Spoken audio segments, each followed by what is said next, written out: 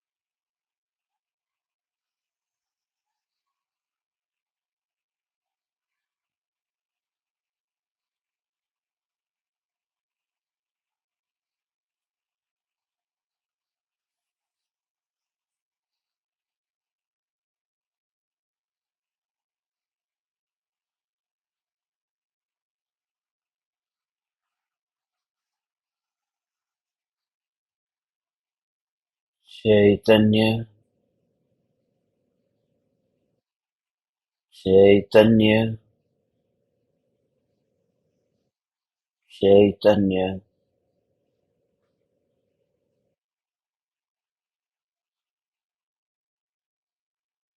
चैतन्य स्वभावी भगवान आत्मा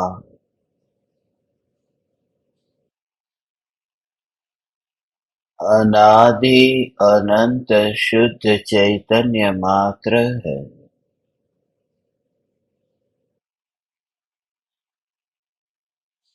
ज्ञान मात्र है।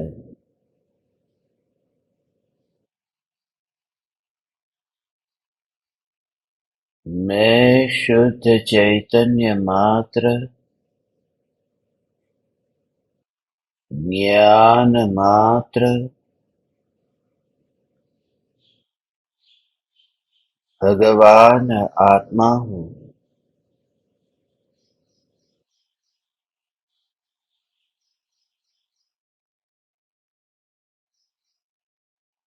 त्रिकाल शुद्ध चैतन्य परमात्मा हूँ।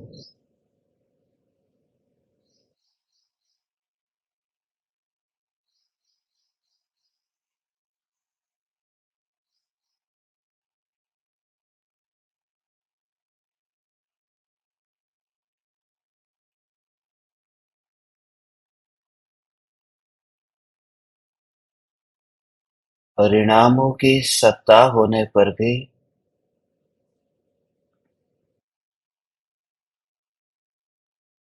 सत्ता मात्र ध्रुव न्यायक देव में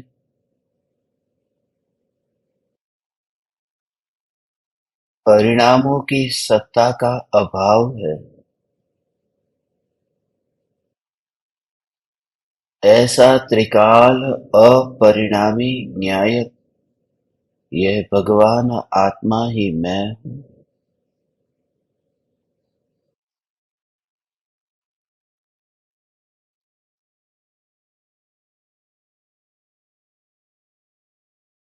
यह धारा देह में नहीं चलती,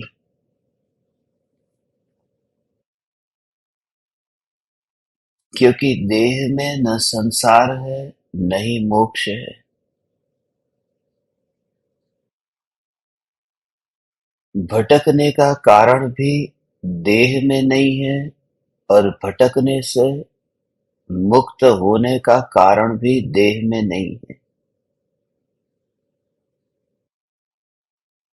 क्योंकि भटकने का कारण आश्रव बंध है, वह जीव की अवस्था है। भटकने से मुक्त होने का कारण संवर निर्जरा है, वह भी आत्मा की अवस्था है।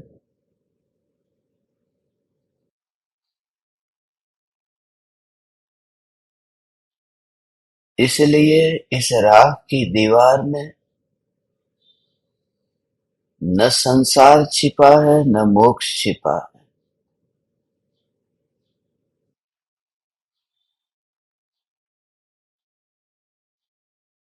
मैं त्रिकाल दिगंबर निर्ग्रंथ तत्व हूँ। जैसे दिगंबर मुनि ये सुनते ही मुनि का भाव समझ में आता है, वहां कल्पना भी नहीं हो सकती कि पीले वस्त्र वाले या सफेद वस्त्र वाले मुनि हो सकते हैं। मुनि में पीतांबर या श्वेतांबर की कल्पना नहीं हो सकती। जब मुनि शब्द सुनते हैं तो निर्ग्रंथ मुनि नजर के सामने आते हैं। ऐसे ही ये निर्ग्रंथ दिगंबर चैतन्य तत्व यह सुनते ही राख की दीवार से न्यारा, राख के वस्त्र को जो नहीं पहनता और परिणामों के वस्त्र को जो नहीं पहनता, ऐसा जो ध्रुव चैतन्य तत्व है यही मैं हूं। इसी के साथ में जीवन जीने का जो निरंतर अभ्यास करता है वह इसमयी हो जाता है। इसी का हम प्रयोग करते हैं। इसी के लिए अब हमने हमारे इस जीवन को समर्पित किया है कि ध्रुव न्यायक में ही, ध्रुव न्यायक के चिंतन मनन उसी में ही, ध्रुव न्यायक के घोलन में ही अब ये जीवन बीते। जीवन की एक एक पल का सदुपयोग हो। भावना भाई है कि इस देह से विदा होने से पहले यह अनुभूति हो कि जहां ये ज्ञान मुझे अनुभव में आ रहा है वहां देह ही नहीं है। इसलिए मृत्यु मेरी श्रद्धा की डिक्शनरी में से, श्रद्धा के शब्दकोश में से मिट ही जाए। निरंतर परिणमित होता हुआ ज्ञान परमाणुओं के मिलन और विरह की अपेक्षा रखे बिना निरंतर परिणमित हो रहा है। उसमें ज्ञान की स्वयं की शक्ति है। ज्ञान का स्वभाव है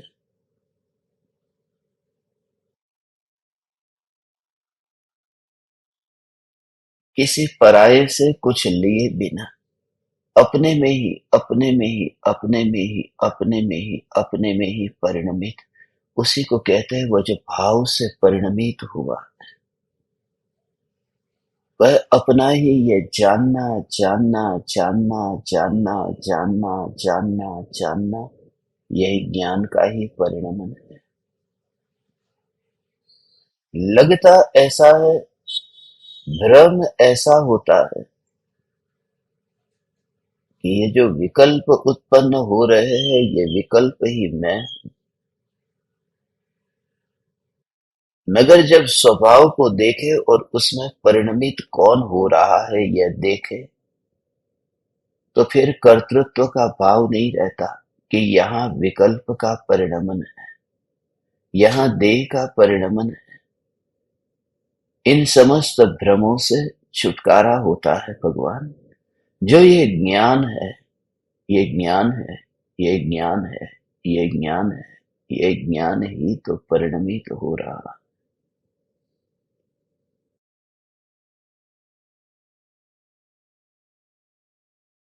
यहीं पर ही, यहीं पर ही, यहीं पर ही, यहीं पर ही ये परिणमन हो रहा।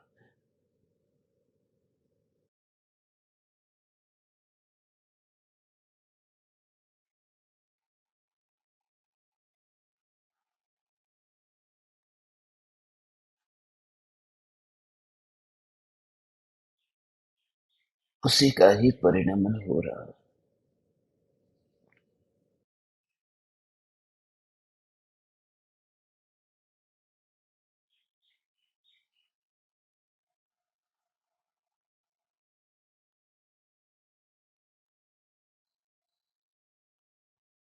ज्ञान के परिणमन को ज्ञान को जानने में ही लगा देना,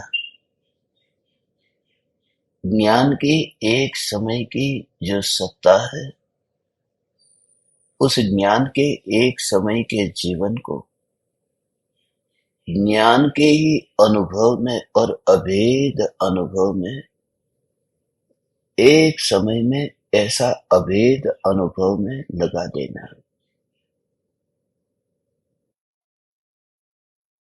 वह जो विकल्प होते थे वे विकल्प पीछे छूट जाएंगे। विकल्प की दौड़ इतनी नहीं है कि वो ज्ञान रूप परिणमित हो सके, क्योंकि जिसका वह स्वभाव है वही परिणमित होता है। पहाड़ पर देखो, यूरोप के देशों में या फिर ऐसे ठंडे प्रदेशों में जहां पहाड़ पर बर्फ जम जाती है और फिर धूप आते ही वह बर्फ पिघलने लगती है। जो बर्फ पिघलने लगती है उस बर्फ में जो परिणमन हुआ है वो बर्फ के परमाणु का ही है। जो पहाड़ की मिट्टी है वह परिणमित नहीं हुई है पानी के रूप में। जमा हुआ जो वहां पर परमाणु का जो पिंड है, जो घन है, वह घन प्रवाही के रूप में परिणमित हुआ, क्योंकि उसी में ही वह शक्ति थी। ऐसे ही अपने स्वभाव को देखना कि ये जो ज्ञान है जो जानने रूप परिणमित होता है, तो इंद्रियों के परमाणुओं का उसमें कहीं पर भी कर्तृत्व नहीं है कि ये जानना जानना जानना जानना जानना जानना। बस इस परिणमन में इंद्रियां आते ही नहीं है। इसी से ही निर्ग्रंथ का भाव समझ में आता है। वह जानन जानन जानन जानन जानन धारा वहां विकल्प से दोस्ती नहीं करती है। विकल्प के वहां पर निवास करके लाओ थोड़े दिन और बिता दो, ये भाव ही नहीं आता। काल पक गया, परिणमन हो गया। धूप आई और वह बर्फ पिघल गया और वह पानी होकर नदी होकर के वह बहने लगा। पहाड़ से वह झरना होकर के बहने लगा। वो जो बहता है उसमें वो मित्रता दोस्ती न करने का भाव है कि जब बर्फ उसके साथ में ही चिपका हुआ था, पहाड़ के साथ में ही कितने लंबे काल से उसने पहाड़ से दोस्ती की थी, मगर जब वह पानी होकर के पिघलता है और बहता है तब वह बर्फ उस पहाड़ को कोई बाय बाय करने नहीं चाहता, पीछे मुड़कर देखता भी नहीं, वह परिणमित होता है।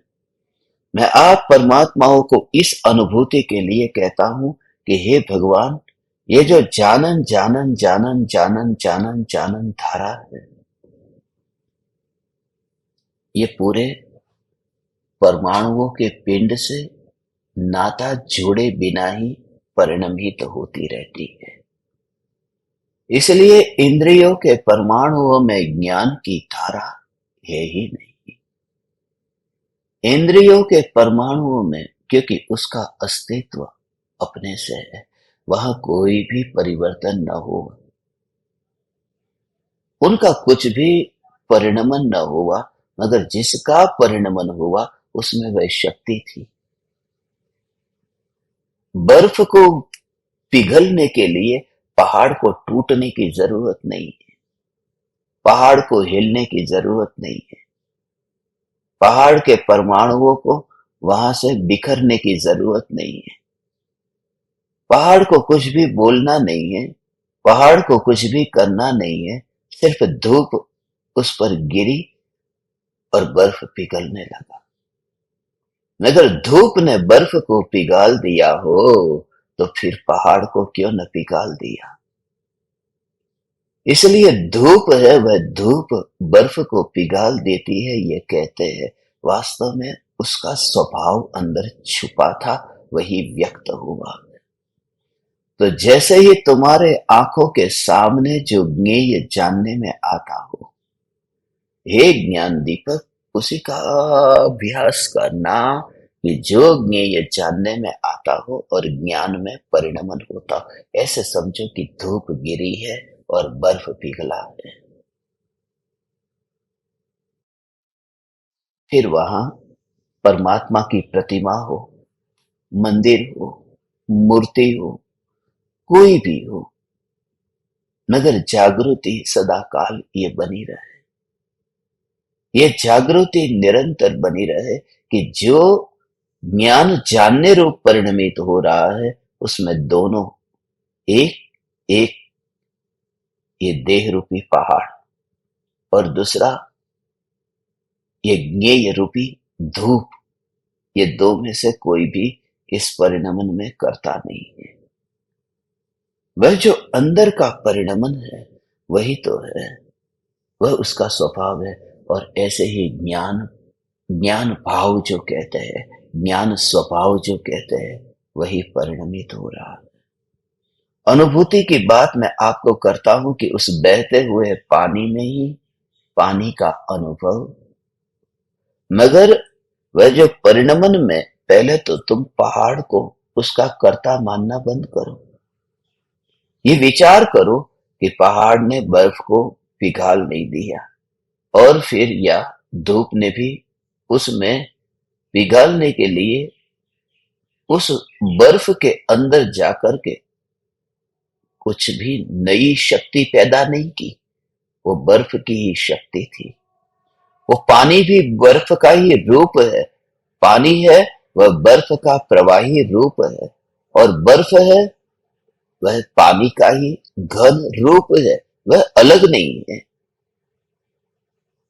इसलिए इसमें इतनी चिंता करने की जरूरत नहीं है कि मुर्गी पहले है या अंडा पहले है। ये दोनों अलग अलग है ही नहीं। ये दोनों में, अंडे में मुर्गी का रूप है और मुर्गी में अंडे का रूप है। ये अलग अलग कहा, ये अलग अलग है ही नहीं,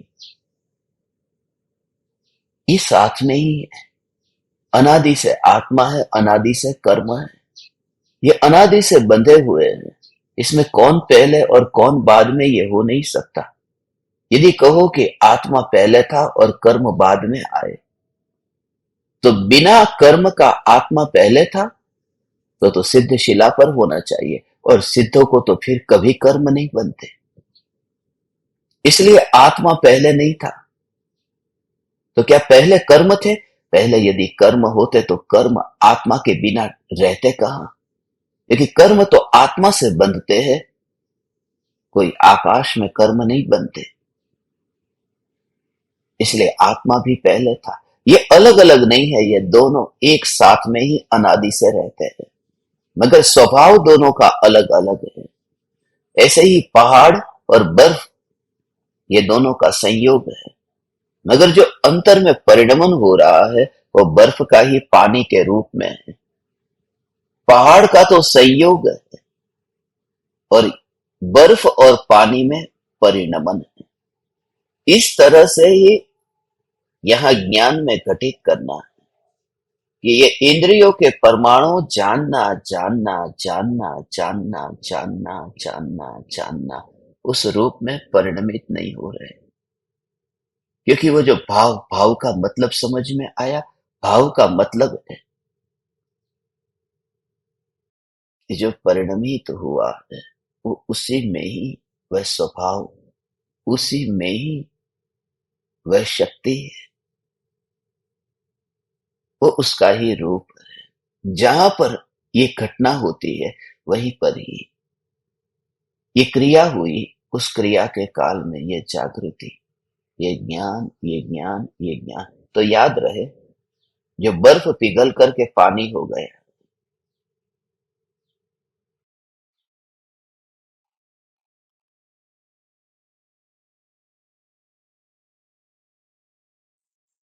उसके स्वभाव में कोई फर्क नहीं पड़ा है।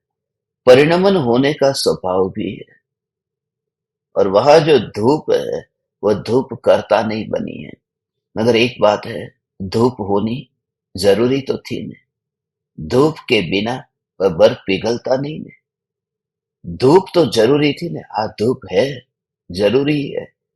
मगर धूप जरूरी है यह कह करके उस बर्फ की शक्ति को क्यों भूल जाते हो, जिसने अपनी जान लगा दी है, जिसने अपना सब कुछ पिघाल दिया है, जिसने अपना सब कुछ पलट दिया है, जो खुद ही मरने को तैयार हो गया बर्फ, उसको क्यों भूल जाते हो, उसकी शक्ति को क्यों भूल जाते हो।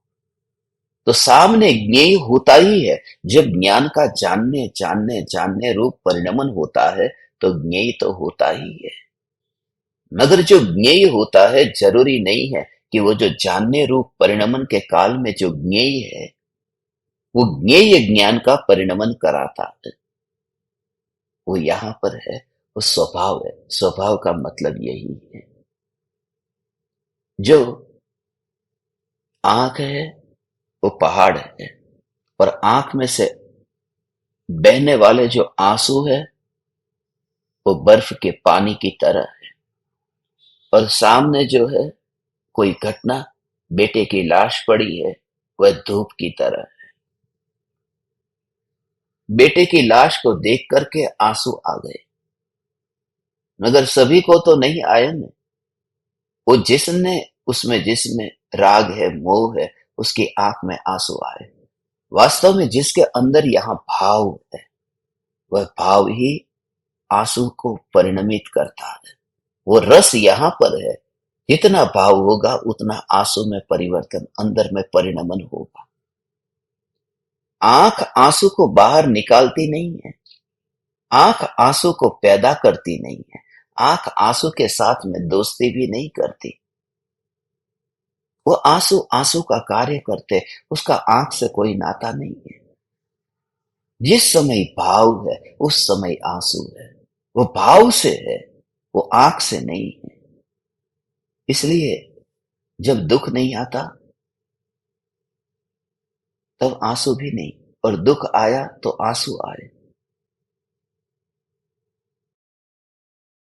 ये आंसू भी कैसे है?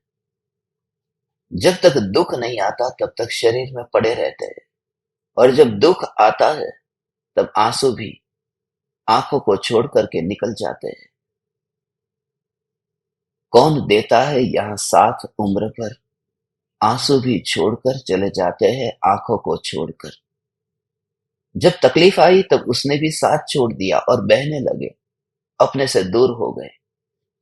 मगर वह जो आंसू का परिणमन होता है, उस परिणमन में भी, उस परिणमन में आंख बाहर नहीं निकल आई।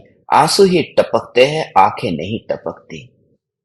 ये बर्फ ही पिघलता है, पहाड़ नहीं पिघलता। और वह जो आंसू बह रहे हैं, उसमें भाव कारण है वह मोह का। उसकी मोह के भाव के कारण ही उसकी खुद की शक्ति है, जिसके कारण वो परिणमन होता है। इसलिए बस ये ज्ञान, ये ज्ञान, यह ज्ञान ही जानने रूप परिणमित हो रहा है। तो इतनी छोटी छोटी घटनाओं में भी यदि तू प्रयोग शुरू करेगा, तुझे ये बड़ी घटना में, युद्ध के मैदान में जाकर के तू फिर तलवार लेकर के किसी का गला काट और वहां भेद ज्ञान कर, ये नहीं कहता। अभी छोटी छोटी घटना में ये प्रयोग शुरू कर। अभी खाली घर से बाहर निकलना है, चप्पल पहने, जूते पहने, इतनी ही जागृति कि ज्ञान का कार्य क्या है। बाएं पैर में ये चप्पल पहनना है, दाएं पैर में ये चप्पल पहनना है, ये जानने का कार्य हुआ। बस वहां पर ज्ञान के परिणमन को देखो। ये तो छोटी सी घटना है। मोजे पहनते हो, मोजे उतारते हो, छोटी छोटी घटना में जहां पर ये दिनचर्या जो अपने जीवन में होती है, वहां पर जानना जानना जानना जानना। अभी बेटे की मृत्यु, अभी परिवारजन की मृत्यु, उसमें यदि घटित न कर सको, कोई बात। अभी यहां से शुरुआत करो। अभी अकेले अकेले होने, अभी छोटी कुश्ती पहले लड़ लो।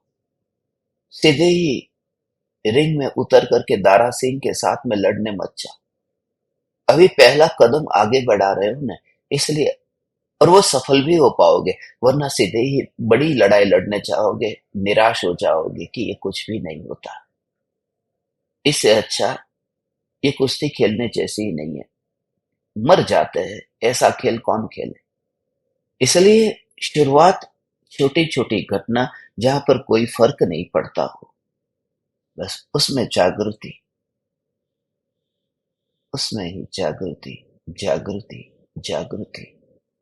देह की क्रिया के काल में यह जागृति, वस्तु को लेते समय, वस्तु को रखते समय, सिर्फ ये जागृति का अभ्यास करो। मोबाइल लूट गया, कोई चोरी करके चला गया, लैपटॉप कोई चोरी करके चला गया, लूट गया, अभी वो थोड़ा कठिन लगेगा, अभी उतना साहस नहीं आया ना। ठीक है, यहां से तुम शुरुआत करो।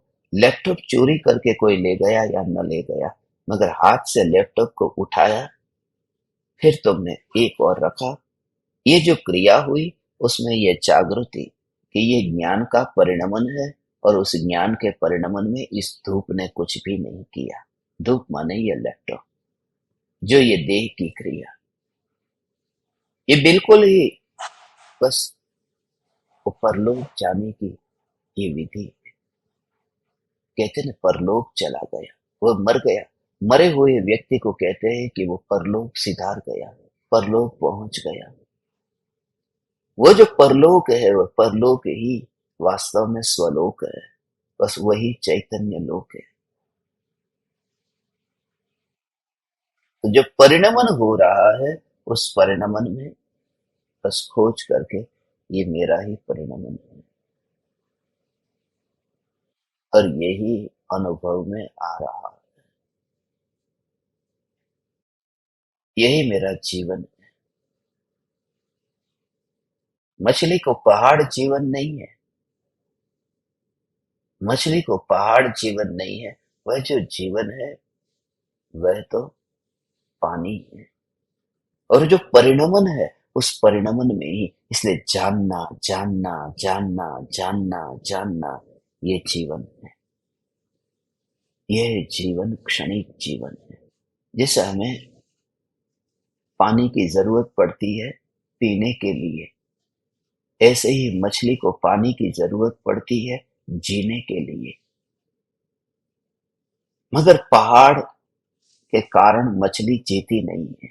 इसलिए जीवन जीवन जो है, जीवन चलता है ना, वो जीवन जो चलता है, वह परिणमन से चलता है।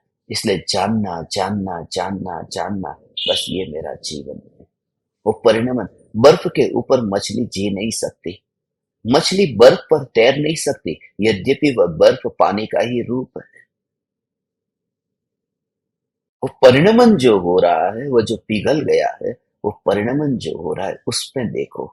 ये जानना जानना जानना जानना जानना जानना जानना, बस वो पर्याय में ही जानना हो सकता है, ध्रुव में जानना नहीं हो सकता। जैसे मछली, जैसे मछली उस बर्फ के ऊपर तैर नहीं सकती है, ऐसे ही ज्ञेय है, वह ध्रुव के ऊपर झलक नहीं सकते। उसका झलकना होगा, वो परिणमन पर होगा, वो प्रवाही पर होगा। इसलिए पर्याय में ज्ञान का जीवन है, जानना जानना जानना जानना। ये सांसें जैसे चलती है, ऐसे ही ये जानना जानना जानना, ये जीवन भी चलता है। सांसें चलती, सांसें भीतर गई बाहर आई, ऐसे ही जानने रूप ये परिणाम। हे ज्ञान दीपक, इस प्रकार के ये प्रयोग करने पर ज्ञान को ही प्रधानता दे। देह की चिंता मत कर। एक तो ये भ्रम हमें ये है कि शरीर का ध्यान नहीं रखेंगे। शरीर का ध्यान न रखेंगे तो फिर क्या होगा? शरीर स्वस्थ रहेगा कैसे? यदि इतना ही ज्ञान ज्ञान और ज्ञान में ही मस्त हो जाए तो फिर देह का टिकना होगा कैसे? देह कैसे टिकेगा?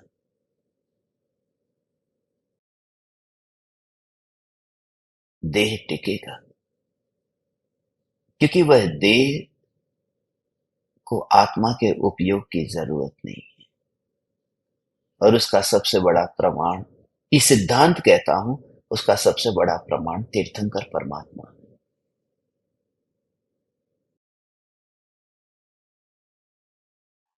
उसका प्रमाण आचार्य कुंदकुन देव है। अभी यहां नजदीक ले लो ने, आचार्य कुंदकुन देव है। उसका प्रमाण इतना अकर्ता भाव अंतर में भगवान प्रकट होगा, तीर्थंकर परमात्मा।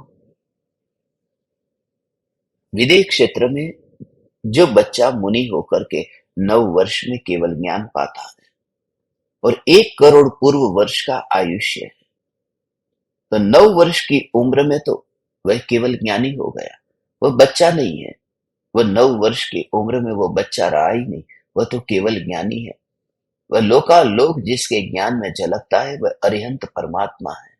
नमो अरिहंताणम। वो 9 साल का बच्चा वो बच्चा नहीं है, वो अरिहंत है। वह अरिहंत है। वह केवल ज्ञान लोकालोक, वो शक्ति आई कहां से? 9 साल का बच्चा और लोकालोक जल के। इसलिए ये सब कि कृपालु देव शतावधान के प्रयोग करते हैं, कोई सहस्त्रावधान के प्रयोग करते हैं, तो इतने उछल कूद जो हो जाती है, इतने प्रभावित हो जाते हैं। अंग्रेज तो बहुत प्रभावित हो गए थे परम कृपालु देव के प्रयोग से। वास्तव में परदेशी ही प्रभावित हो सकते हैं। स्वदेशी को प्रभावित होने के लिए बेहोशी चाहिए, और स्वदेशी में बेहोशी नहीं है। और वो स्वदेशी का अर्थ ही ज्ञानी है। इसलिए वो शतावधान हो, सहस्त्रावधान हो, उससे प्रभावित नहीं होते भगवान। वह जो 9 वर्ष की उम्र में जो केवल ज्ञानी और 1 करोड़ पूर्व वर्ष का आयुष्य है, तो 1 करोड़ पूर्व वर्ष तक वो अरिहंत भगवान के रूप में विचरण करेंगे। तो 1 करोड़ पूर्व वर्ष बस। और ऐसा ही शरीर 1 करोड़ पूर्व वर्ष तक। और इसका मतलब कि उपयुक्त स्वरूप में समा गया न, ध्यान आत्मा में लीन हो गया। शरीर में ध्यान जाता नहीं, केवल ही भगवान और शरीर में ध्यान जाए। उपयोग तो आत्मा में समाया, अंतर मुहूर्त तक लगातार आत्मा में रहा, तभी तो केवल ज्ञान हुआ। आत्मा में लीन न हो तो केवल ज्ञान नहीं होता, तो फिर टिकने के लिए वह फिर उपयोग पर में जाएगा। टिकने में भी अनंत काल तक, क्योंकि कहते हैं ना, अनंत वीर्य के धनी है, अनंत पुरुषार्थ है और अनंत काल तक है। माने अनंत काल तक उपयोग आत्मा में स्थित है और देह का ध्यान नहीं। फिर भी ये देह 1 करोड़ पूर्व वर्ष का आयुष्य पूरा करता है। वो तो बहुत दूर हो गया न, बहुत दूर हो गया।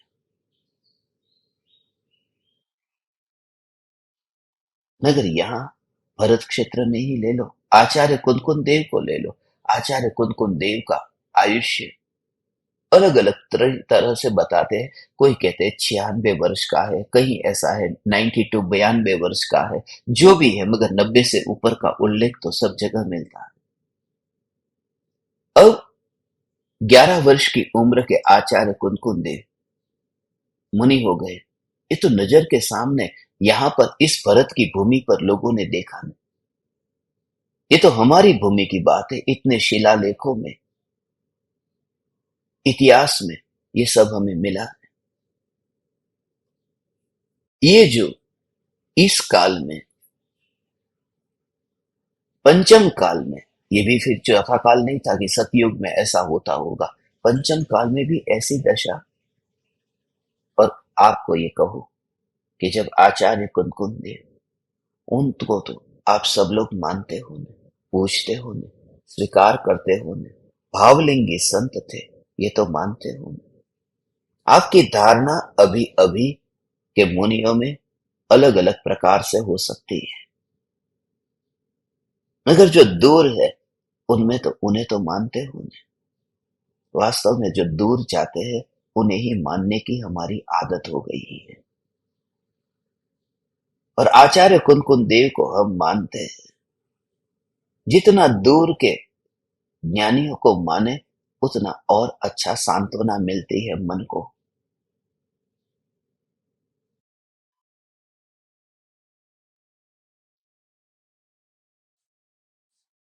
दूर का व्यक्ति हमारे अहंकार को चोट पहुंचाने नहीं आता।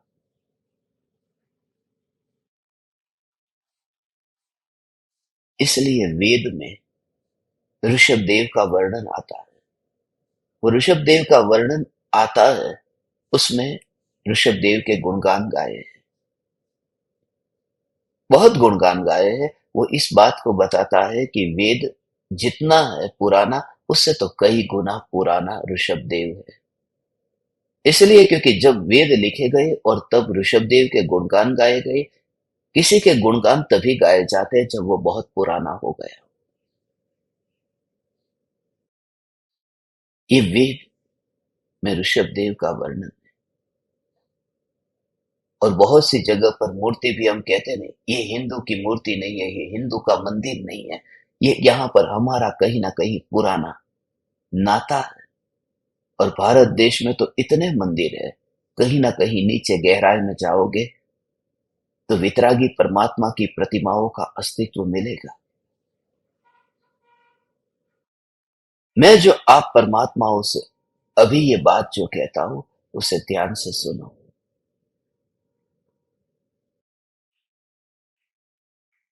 आचार्य कुंकुन देव 11 वर्ष में ही हर अंतर मुहूर्त में आत्मा के ध्यान में लीन होते थे।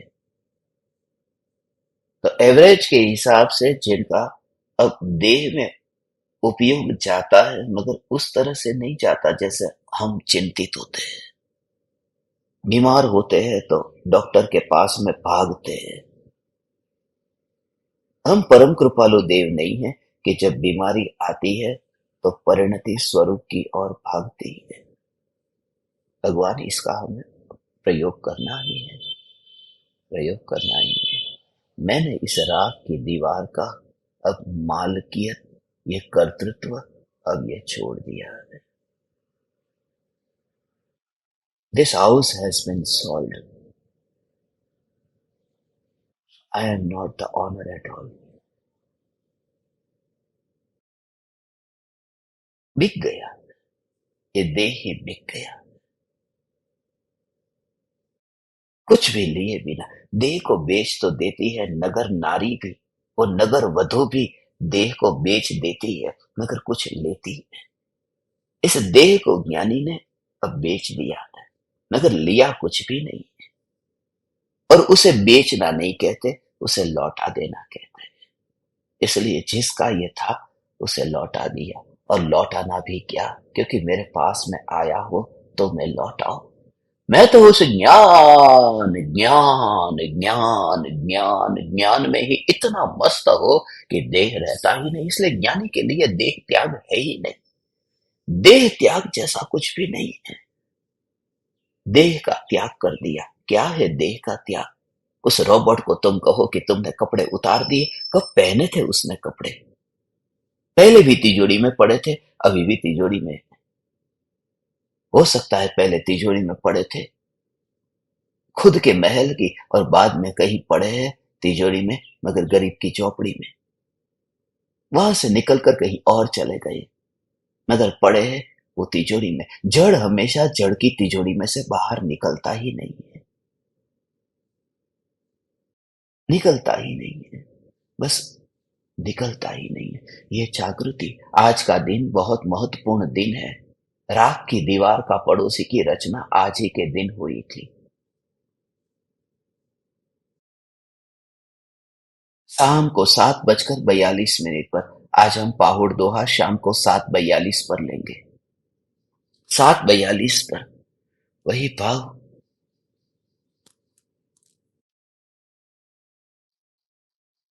एक चैतन्य परमात्मा, बस। और कुछ भी नहीं दिखता। यहाँ रूप बदलता रहता है, यहाँ रूप बदलते रहते हैं, यहाँ रूप बदलता रहता है, बस रूप बदलता रहता है। ये कर्मों की लेन देन है, उस लेन देन को ही। मगर जहां मालिक मैं नहीं रहा, मैं मालिक नहीं रहा, तो फिर अब कहाँ? अब इन परमाणुओं में कुछ अंतर नहीं लगता। इसलिए स्नान करते समय अभी यही भाव आया था, कैसे ये कर्म की लेन देन है। जिसका मैंने कुछ बुरा किया, वो कभी ना कभी कोई मेरा बुरा करने आ जाता है। तो कोई ना कोई ऋणानुबंध है।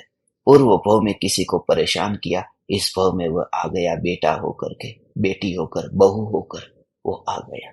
ये लेन देन। ये परमाणुओं की भी ऐसे लेन देन है। हाथ में पानी लिया और पानी ऊपर डाला, शावर चालू कर दिया और ऊपर से फव्वारा शुरू हो गया। बस ये समय समय की बात है। कभी पानी राख के ऊपर गिरता है और कभी राख पानी के ऊपर गिरती है। ये दो दृश्य आज मैंने देख ली। आज सुबह सिर के ऊपर पानी जा रहा है। नहाते समय तुम्हारे सिर के ऊपर पानी जाता हो, उस समय यदि तुम देखो कि राख के ऊपर पानी गिर रहा है, और ऐसा दृश्य देखो कि पानी के ऊपर राख गिर रही है।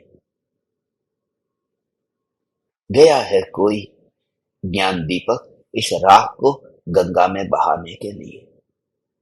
जब इस घड़े इसको घड़े में भरकर गंगा में बहाने जाता है, तो यह राख पानी के ऊपर जाती है। और पहले हुआ था कि बस पानी इस राख के ऊपर था। सभी का हिसाब है, अधूरा पूरा होता है। जो पानी राख के ऊपर गिरा है, उस राख को पानी के ऊपर गिरना ही होगा। मगर ये बात किसकी हो रही है? उस समय ज्ञान ज्ञान, तो स्नान तो होता रहे, मगर ज्ञान का स्नान होता है। ज्ञान ज्ञान ज्ञान, तुम्हें इतना होगा, तुम स्नान व्रत के तारी हो जाओगे। हे ज्ञान दीपक, वो मुनि है, वो देह से स्नान व्रत के तारी है, वो भावों से है, और तू अनुभूति से स्नान व्रत का तारी होगा। इसलिए आत्मा की अनुभूति में अशरीरी ऐसा अनुभव। ओ हो, राख राख राख राख राख, वही कनेक्शन है। उसका कनेक्शन ऐसा है। इस वजह से ही तो हम जन्मोत्सव मनाते हैं, उसी दिन को मनाते हैं, कोई कनेक्शन मिल जाता है, एक काल का कनेक्शन मिलता है। इसलिए तो हम दीपावली मनाते हैं। ये उस निर्वाण की घड़ी, वह जो काल था, वह काल दोबारा आया ही नहीं, आ सकता नहीं। मगर उससे कोई कनेक्शन जुड़ना हो तो जुड़ सकता है। आज वह कनेक्शन जुड़ गया। सिर के ऊपर पानी जा रहा है, मगर यह देह ही तो पानी में जा रहा है। और यहाँ ज्ञान स्नान कर रहा है। जो जानना जानना अंदर में ही ज्ञान का अभिषेक होता है।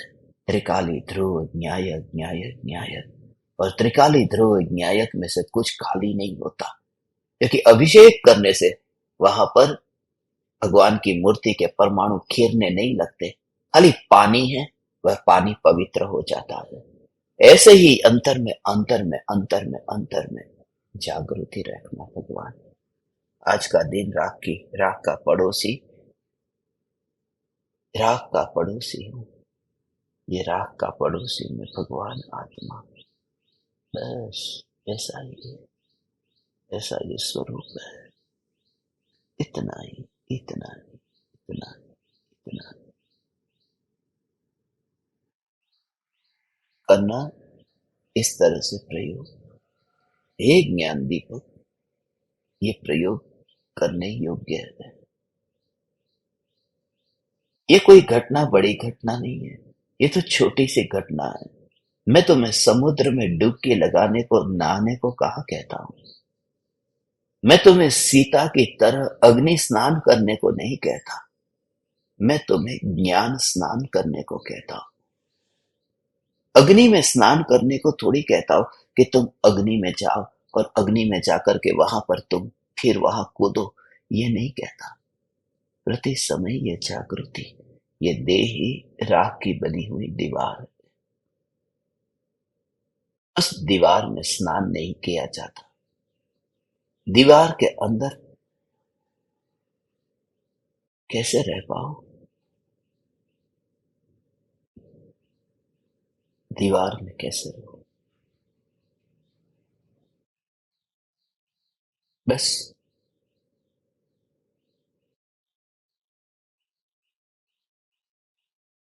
कोई कारीगर काम करता है और उस काम करते हुए कारीगर को यदि तुम देखो, तुम्हारी आंखों के सामने ये बर्दाश्त कर पाओगे? एक मकोड़ा है, ये मैंने देखा है इसलिए कहता हूं। एक मकोड़ा है, कीड़े मकोड़े होते हैं ना, एक मकोड़ा है। जब काम हो रहा था कि एक दीवार बन रही थी और बनती हुई उस दीवार में एक मकोड़ा वहां पर, अब उसके ऊपर भी वो सीमेंट का जो माल होता है ना, सीमेंट रेत पानी सब में, उसके ऊपर वो डाल ही रहा था। मगर दिखाई दिया मुझे, मैंने उस कारीगर को कहा कि ये क्या कर रहा है? देख वहां पर कीड़ा है, उसको पहले बाहर निकाल, नहीं तो मर जाएगा अंदर ही। तो दीवार बना रहा है, दिखाई भी दे रहा है, मेरे से नहीं रहा गया। मेरे पहले मेरे बाद में उसने क्या किया होगा, क्या करेगा पता नहीं, मगर मेरे से नहीं देखा गया। तब वह मैंने उसको कहा, और तब भी यह विचार आया कि एक मकोड़े को मैं नहीं देख सकता कि वह दीवार के अंदर ही अंदर ही अंदर ही दब करके मर जाए, उसका जीवन उसी में ही समाप्त हो जाए। तो मैं ये राख की जो दीवार है, इस राख की दीवार के अंदर अपना जीवन समाप्त कर रहा हूं। ये दिन प्रतिदिन यहां पर जिंदगी बीती ही जा रही है, और उसमें वो कीड़ा मकोड़ा वो अंदर में आनंद नहीं मानता कि मुझे बहुत सुख मिल रहा है। यहां पर ऐसा एहसास हो कि मैं चैतन्य परमात्मा, यहां मैं सुखी अपने को कैसे मानूं? इसलिए हटा देना। वो मकोड़े को अलग किया जा सकता है, नहीं भी किया जा सकता। कभी कभी ऐसा होता है कि उसे बचाने के लिए जाओ, ज्यादातर तो ऐसा ही होता है, छोटे छोटे जीवों को बचाने जाते हो ना, वहां वे मर जाते हैं, क्योंकि पकड़ में आते नहीं, इतने कोमल होते हैं। इसलिए उस देह को पकड़ना भी मुश्किल हो जाता है। कितना भी लो, हाथ से न पकड़ो तो कपड़े से लो, कपड़े से न लो तो कागज से लो, कुछ न कुछ साधन ऐसा लो, मगर फिर भी मर जाते हैं छोटे सूक्ष्म जीव। तो मकोड़ा बचे या न बचे, वो जीव जंतु बचे या न बचे, वो मेरे हाथ में नहीं है। मगर इस दीवार में से अपने को अलग कर देना, ये मेरे हाथ में है। यही पुरुषार्थ है। बस इसका पुरुषार्थ करो। ज्ञान जो है, ये ज्ञान दीवार के साथ में चिपका हुआ नहीं है।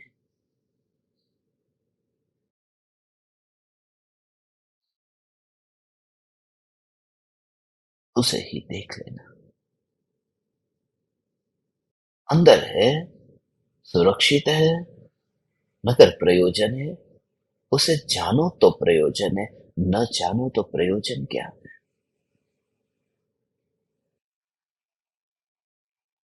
ताम्र पत्र में आत्मसिद्धि शास्त्र को टंकोत के न करा करके जमीन के अंदर प्रिजर्व करने के लिए, कि सुरक्षित रहे, उसके लिए हमने आयोजन किया है आत्मसिद्धि शास्त्र जमीन के अंदर। वह तो ज्ञान है ना, जे स्वरूप समझा बिना जमीन में चला जाएगा, बरसों बीत जाएंगे, फिर किसी के हाथ आएगा, किसी के हाथ आए और फिर वो पढ़े। जिस समय उसने पढ़ा वही तो सार्थकता है, क्योंकि ज्ञान अकेला मिट्टी में मिला हो तो किस काम का, जब तक पढ़ा न जाए। इसलिए ये देह की मिट्टी में जो ज्ञान है, उस ज्ञान को जब तक पढ़ा न जाए, किस काम का? इसलिए ज्ञान का पढ़ना, और ज्ञान ही ज्ञान को पढ़ता है। यहाँ किसी और की आंख की जरूरत कहाँ है? ऐसा ये ज्ञान ज्ञान ज्ञान ज्ञान ज्ञान ज्ञान ज्ञान ज्ञान ज्ञान, ऐसा में चैतन्य चैतन्य चैतन्य, पूरा ज्ञान ही तो है। यहाँ ज्ञान है, बस ये चैतन्य परमात्मा, ऐसा ये ज्ञान है। तो ऐसा अनुभव करता है, जानन जानन जानन जानन जानन जानन जानन तारा, जानन जानन जानन जानन जानन तारा।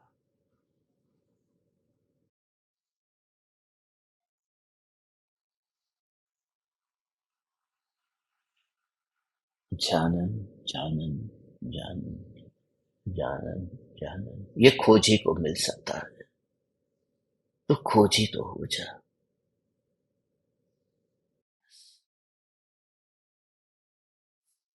खोजी हो जा। वो भाव बहुत सूक्ष्म था। मुस्लिम में आपको पता है खोजा मुस्लिम होते हैं। किसी ने नाम सुना हो खोजा, वो खोजा का अर्थ होता है जिसने खोज लिया है, वो खोजा, जिसने परमात्मा को खोजा, उसका नाम खोजा है। जो खोजी है वह खोजता है, अंदर अंदर अंदर अंदर, बस तुम पाओगे। तुम इस प्रकार से अभ्यास करो, कहीं पर भी तुम्हें सबसे ज्यादा प्रीति लगती है वहां पर यह प्रयोग करो। यदि भोजन में प्रीति है, वहां ये प्रयोग करो, ये विचार करो। ये छोड़ने की बात तो मैं तुमसे कहता ही नहीं हूं, मैं कहता हूं ये अंदर में ये खोजो, खोज करने को कहता हूं, खोज करने को कहता हूं। ये खोज, ये खोज, ये खोज, खोज कर, खोज करके इसमें ये जो जानना जानना जानना जानना जानना जानना, ऐसा परिणमन उसकी खोज कर।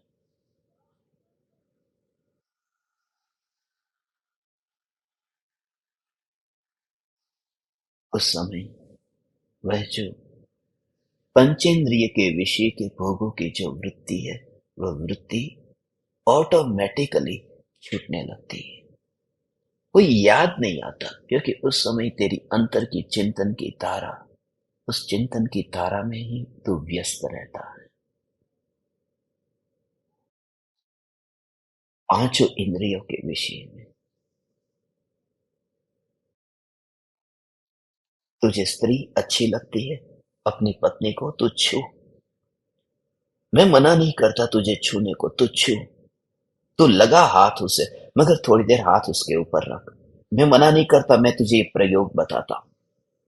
ये प्रयोग पाप का प्रयोग नहीं है, ये प्रयोग अपूर्व आध्यात्मिक क्रांति का प्रयोग है। एलर्जी मत रखना, मैं तुझसे कहता हूं, तू भोगता है तो हाथ लगा, हाथ लगाता है, खाली हाथ रख, और फिर यहां चिंतन भी कर कि ये जो जानना हो रहा है, ये पता चला, कोमल स्पर्श, कठोर स्पर्श, ये जो स्पर्श का ज्ञान हो रहा है, ये ज्ञान परमाणु के साथ में हो रहा है, या उसको जानना ये परिणमन किसी और का है? ये पहाड़ ही पिघल रहा है, ये बर्फ पिघल रहा है? उस ज्ञान को देख। यदि तेरा चिंतन थोड़ी देर तक ऐसे ही चलता रहे, तो तू पाएगा कि जिस वासना से उसे छुआ था, वह वासना गायब हो गई और तू ज्ञान में ही आ गया।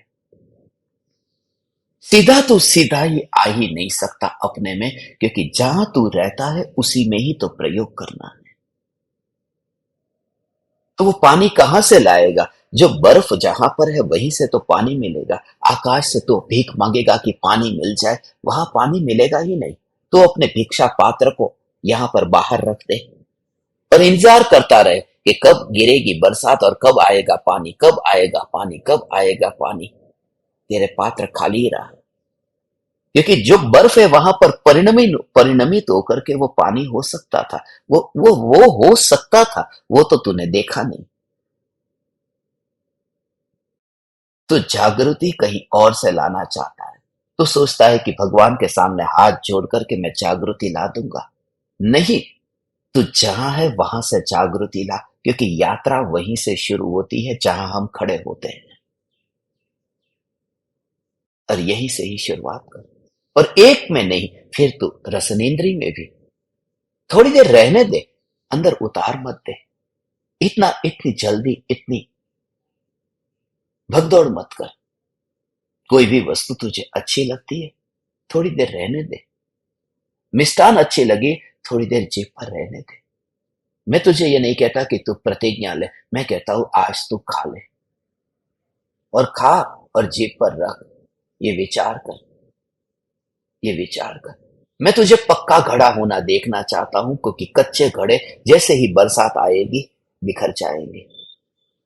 तुम पक्के घड़े तब होगे जब प्रत्येक घटना में तुम्हारा प्रयोग ऐसा होगा कि फिर तुम परिपक्व हो जाओगे। चारों ओर से पकने का नाम परिपक्व है। रखा जीभ पर, खोज कर, वो साधना हो गई तेरी। दुनिया कहेगी ये तो रसगुल्ला इसके मुंह पर है, और ये साधक कैसा है। इसलिए तो मैं जो साधना साधकों से कहता हूं, सभी को पचती नहीं।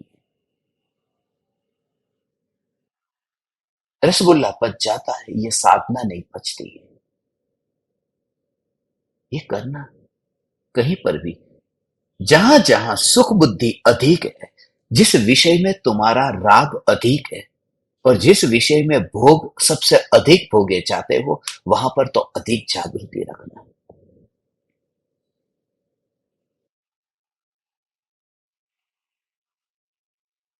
जीभ पर रखा है। हम जल्दबाजी में क्या करते हैं? तुम लोग सुन रहे हो मेरी बात को? ये जिन जिन के कैमरे बंद है उनको मैं रिमूव करता हूं। जो जो सुन रहे हैं,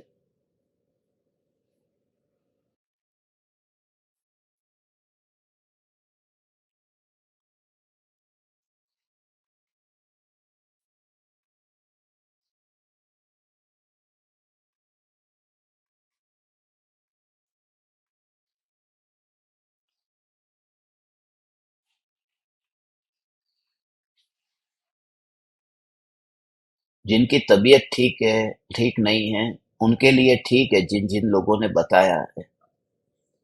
मगर जिनकी तबीयत ठीक है, स्वास्थ्य अच्छा है, वो तो सही तरह से बैठो आप, जो मैं आपको कह रहा हूं।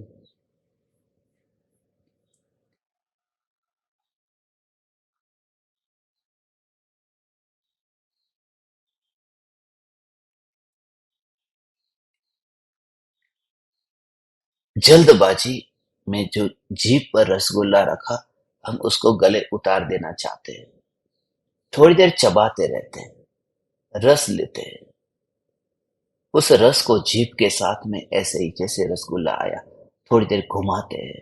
हम एक ही जगह रख करके गले नहीं उतारते थे, क्योंकि जिसमें रस न लेना हो न, रस न लेना हो, ये तुमने खुद ने देखा होगा। जिसमें रस न लेना हो उसको घुमाते नहीं है। जैसे दवाई की गोली होती है, उस गोली को हमने जीभ पे रखा, तुरंत ही पानी पी लेते हैं। कभी आपने ऐसा किया? पैरासीटामोल लिया, उसको चबाया, थोड़ा बहुत जीभ में सब जगह पर घुमाया, और थोड़ा 5-10 मिनट जीभ पर रखा, और फिर गले। वहां जिसमें से रस नहीं लेना है उसे तो उतार देते हैं, जिसमें से रस निचोड़ना है उसे जीभ पर रखते हैं, और फिर घुमाते भी है। और जितना ज्यादा रस लेना उतना ज्यादा घुमाते हैं। इसलिए जो सौंफ है, सुपारी है, जो तंबाकू है, गुटखा है, उसको जीभ पर रख करके इस साइड में रखते हैं, दबा दबा करके। अंदर दबा क्यों देते हैं? ये कैंसर जो होता है या जबड़े में क्यों यहां पर दबा करके रखते हैं? जैसे हम रखते तिजोरी में रुपये रखते हैं, और थोड़ी थोड़ी जरूरत पड़ती है तब उसमें से एक एक रुपया निकालते हैं, ऐसे ही यहां पर वो स्टोर कर देते हैं, फिर थोड़ा थोड़ा रस निकालते रहते हैं, 2 घंटे 4 घंटे। जिसमें से रस लेना हो उसमें हम ये काम करते हैं यहां पर। अब मैं ये भी नहीं कहता, मैं गुटखा खाने वालों को भी नहीं कहता, तू भी सम्यक दर्शन का अधिकारी है, चिंता मत कर। मैं गुटखा खाने वाले को पापी कहता ही नहीं हूं। पापी तो वह बड़ा पापी है जो गुटखा खाने वाले को पापी के रूप में देखता है, वह बड़ा पापी है। तू गुटखा खाता है, ठीक है, तू खाता है ना, उसमें भी प्रयोग शुरू कर। तू शुरू तो कर प्रयोग। तू यहां से प्रयोग शुरू कर। जहां पांचों इंद्रिय के भोग छूट जाते हो तो रसनेन्द्रिय का क्यों नहीं छूटेगा?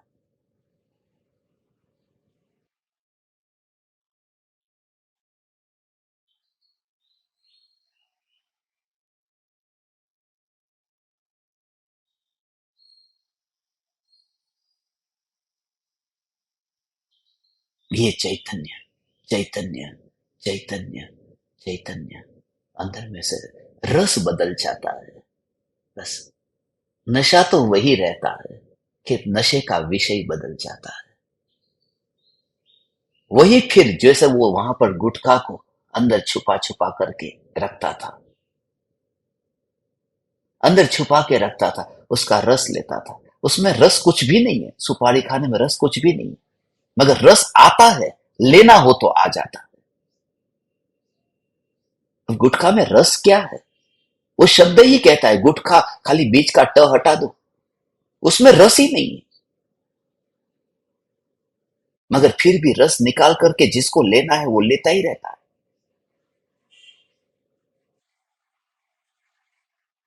ऐसे जीव को भी यदि प्रयोग करे तो उसका काम हो सकता है। तुम प्रयोग करो, प्रयोग करो, तुम प्रयोग करो।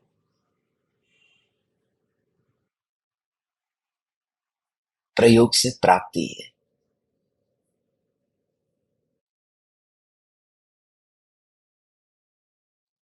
फूल को सूंघा, छिड़को, परफ्यूम को छिड़को।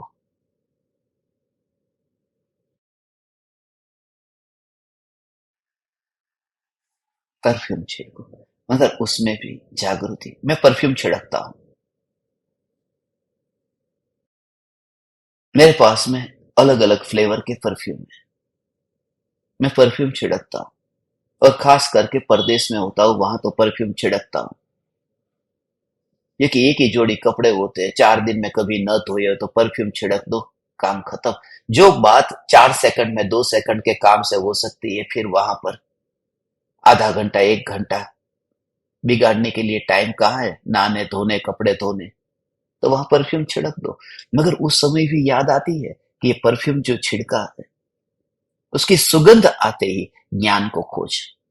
तो जो भी करता है उसमें विकार के स्वभाव को और ज्ञान के स्वभाव को अलग कर। वृत्तियों के छूटने में इतना समय नहीं लगता है, ज्ञान का स्वरूप समझने में अनंत काल लग गया है। समझने में कि ये है क्या, देखने में। कोई देखे, देखने वाला कौन है? ये जानने वाला कौन है? देखने की क्रिया हो रही, ये क्रिया, बस इस क्रिया में ज्ञान कहाँ काम करता है? आंख है, वह आंख, वह पहाड़ है, वह जानना, जानना, जानना, जानना। ये हरेक घटना में तुम अभ्यास करना। भगवान, समय कितना हो गया कि नहीं हो गया? हो गया समय तो। यहाँ समय जैसा कुछ है ही नहीं हमारे पास। हम समय से पार चलते हैं। मस्त है। एक ऐसी दशा आए जब मुनि हो जाए। जब ऐसा आता है तब ऐसा ही भाव आता है, कब आएगी वह मुनि दशा, जब ये घड़ी को देखना नहीं पड़ेगा और हमारा ज्ञान दीपकों का संग होगा। भाव ना भाव भगवान, भाव ना भाव।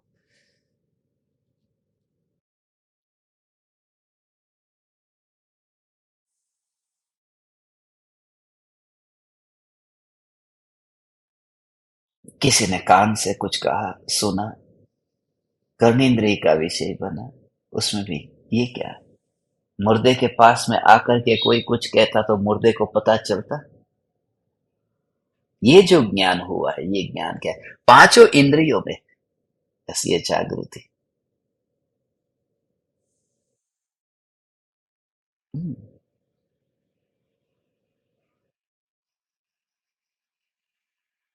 किसी ने गंदी गंदी गाली दे दी, गाली दी, तूने मुझे गाली क्यों दी? ये बात नहीं, पहले उसे सुन, पहले तो धन्यवाद दे, उसने गाली दी,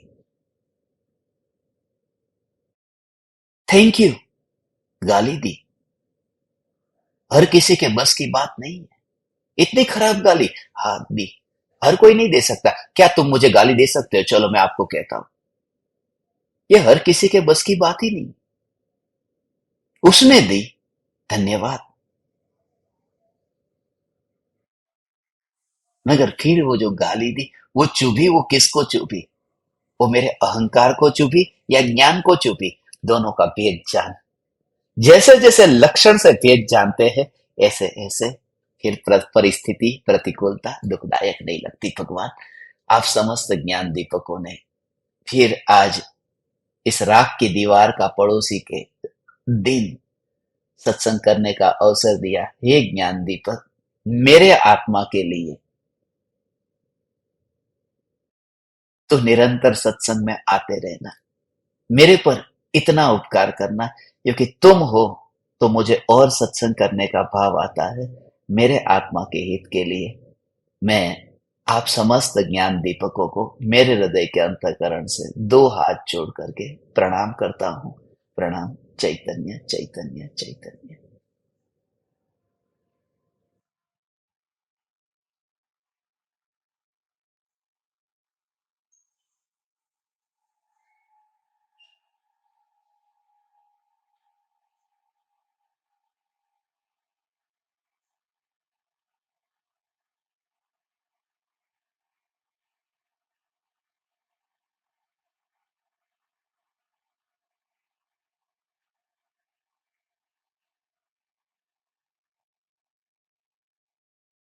अहो अहो श्री सद्गुरु करुणा सिंधु अपार,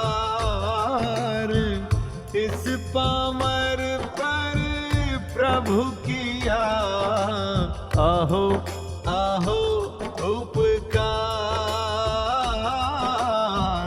अहो अहो उपकार।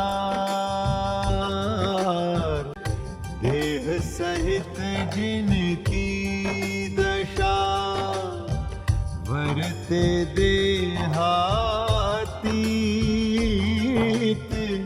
उन ज्ञानी के चरण में हो वंदन अगणित।